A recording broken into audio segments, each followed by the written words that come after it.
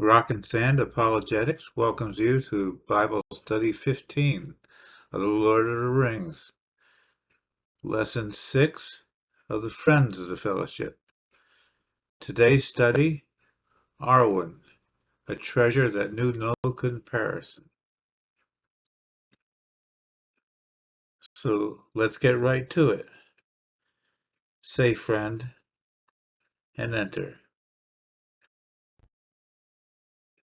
In the middle of the table, against the woven clothes, upon the wall, there was a chair under a canopy, and there sat a lady fair to look upon, and who so like was she and for the womanhood to Elrond that Frodo guessed that she was one of his close kindred. Young she was, and yet not not so. The braids of her dark hair were touched by no frost. Her white arms and clear face were flawless and smooth. The light of the stars was in her bright gray eyes, as cloudless as the night. Yet queenly she looked, and thought and knowledge were in her glance, as of one who has known many things that years bring. Above her brow, her head was a covering with a cap of silver lace netted uh, with leaves together in silver, so that it was so it was that Frodo saw whom few mortals had yet seen, Arwen, daughter of Elrond.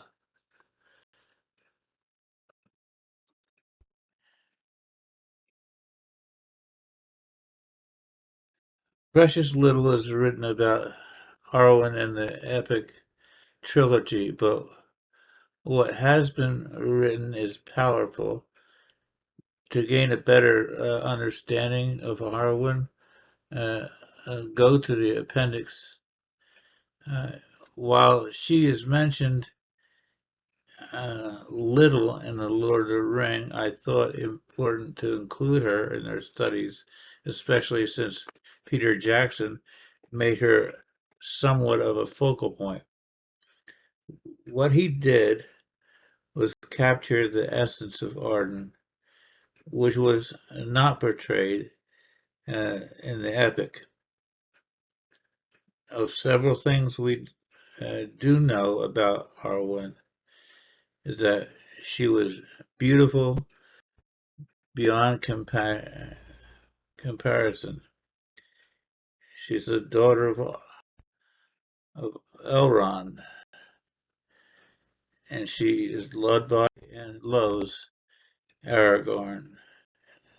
To take all these matters in would be too great a task for this poor writer. So I think I will play the part of Frodo, and being overawed by her beauty, talk of that. The Lady Arwen is described for us as one having the beauty only attained by one other of her people, Luthien, called Domino, even star of her people. Notice the aspects of her beauty: dark hair without any graying, clear skin, clear gray eyes, simple dress, an ageless quality about her. It seems that wisdom and kindness were her most beautiful and astonishing qualities of beauty.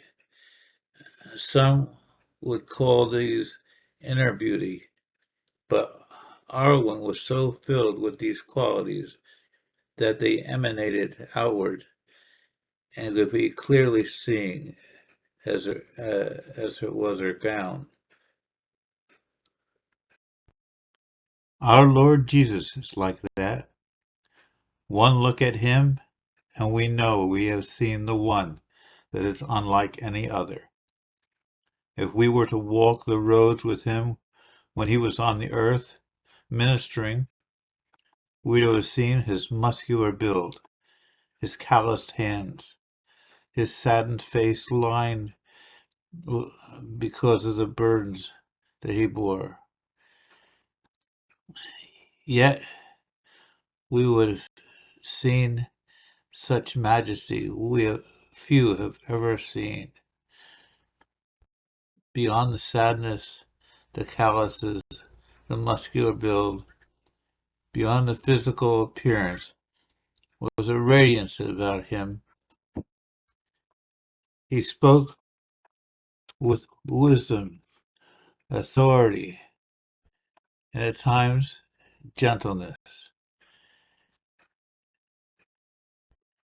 He was beautiful beyond measure, even in his human form, just as Arwen had a sense of young and old within her. So Jesus contains the vastness of eternity as well as the vitality of youth. There's none like him. We see in Arwen not Jesus, but what we, his church, can be when we allow him to shine through us.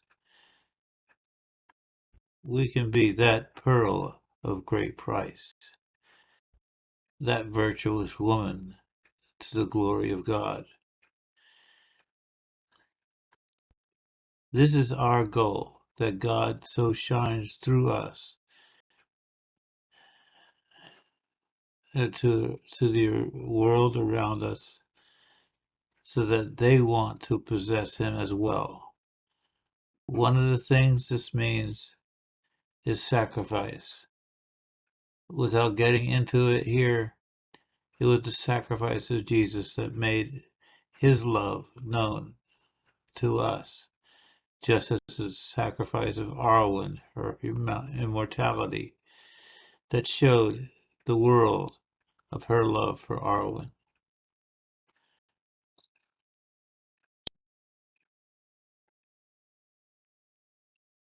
Who could find a virtuous woman? Who can find a virtuous woman? For her worth is far above rubies. The heart of her husband safely trusts in her, so that he will have no lack of gain. She will do him good and not evil all the days of her life. She seeks wool and flax and works willingly with her hands. She is like a merchant ship. She brings food from afar.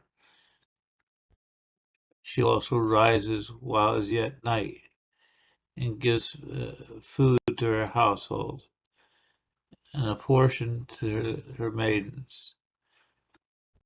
She considers a field and buys it, and with the fruit of her hands she plants a vineyard. She clothes herself with strength and strengthens her arms. She perceives that her merchandise is good. Her candle does not go out by night. She lays her hand to the spindle, and her hands hold the distaff. She stretches out her hand to the poor. Yes, she reaches out her hand to the needy. She's not afraid of the snow, for her household are all clothed with scarlet.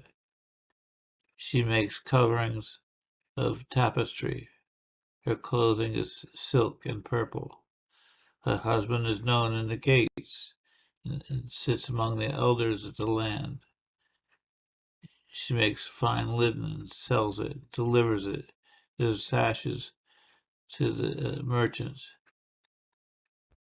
Strength and honor are her clothing, and she will rejoice in time to come.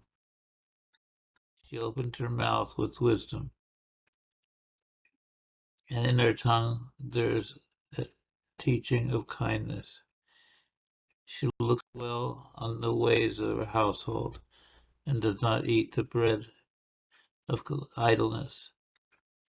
Her children rise up and call her blessed. Even her husband also shall praise her. Many daughters have done virtuously, but you excel them all. Charm is deceitful, and beauty is vain. But a woman who fears the Lord, she shall be praised. Give her the fruit of her hands, and let her work praise in the gates. Proverbs 31:10 through 31.